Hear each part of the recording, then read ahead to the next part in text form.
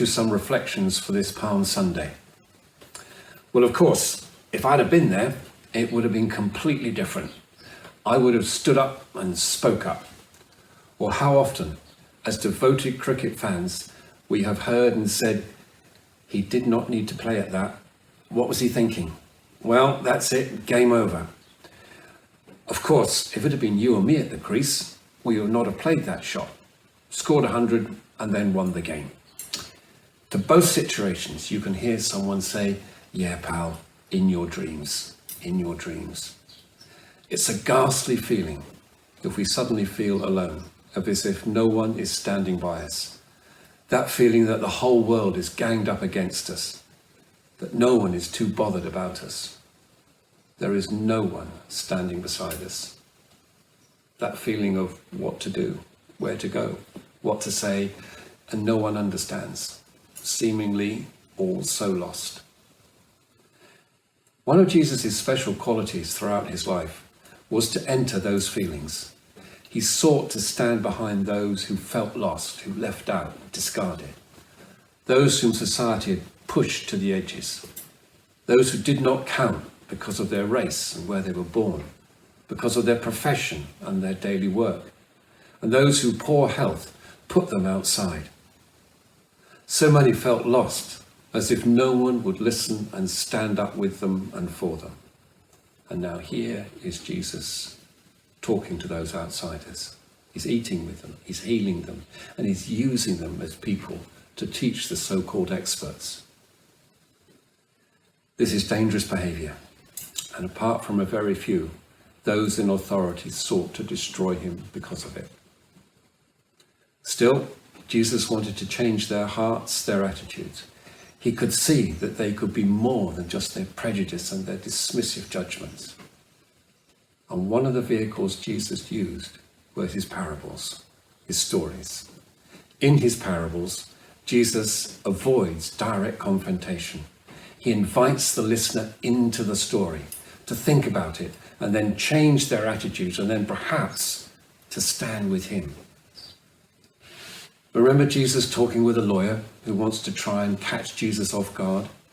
He asked Jesus, "What must I do to inherit eternal life?" "So what is written," says Jesus, "to love the Lord your God with all your heart, soul, and strength and mind, and your neighbor as yourself." "Correct," says Jesus. "Do this, and life is yours." But the lawyer wants to push Jesus and ask, "So who is my neighbor?" Then comes the parable of the Good Samaritan. Jesus asked the lawyer at the end of it, "So who are you going to stand beside? The priest or the Levite, who both pass by, or this hated Samaritan?"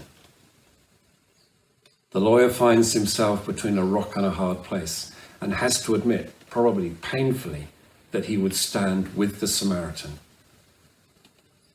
Today, Jesus has the people of Jerusalem standing with him, shouting and cheering, waving palms, having a fine old time. Probably half of them do not know why they are doing it, but they're doing it anyway. Then on Friday, the people of Jerusalem are standing against him, waving fists, shouting abuse. Again, probably half of them do not know why or even who he is, but they're doing it anyway. And in the middle of all this, who is still prepared to stand with the cheers and with the abuse, is the person of Jesus. In the last evening after the supper together, Jesus asked his friends, "Please stand with me as I need you. This is going to be so tough." But he finds them asleep.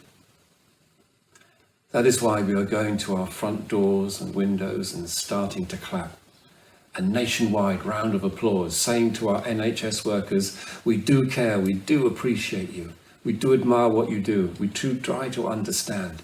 We do respect you. We do love you. We do pray for you and what you do. You are not alone. We are not asleep to your devotion, your commitment, your compassion, your love for us." To you and all those on the front line, in supermarkets, in their necessary work and essential work, we stand with you. Stand by me, asked Jesus. He knows his friends will desert, deny, and disintegrate.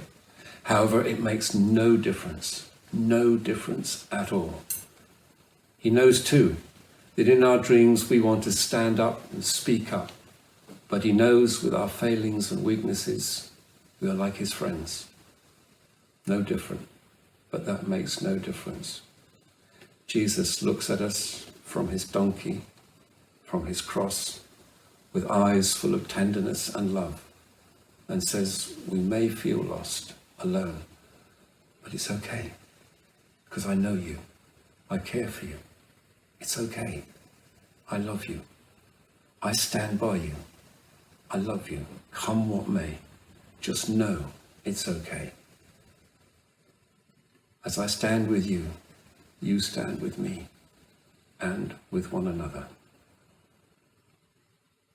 Keep well, keep safe, and God bless.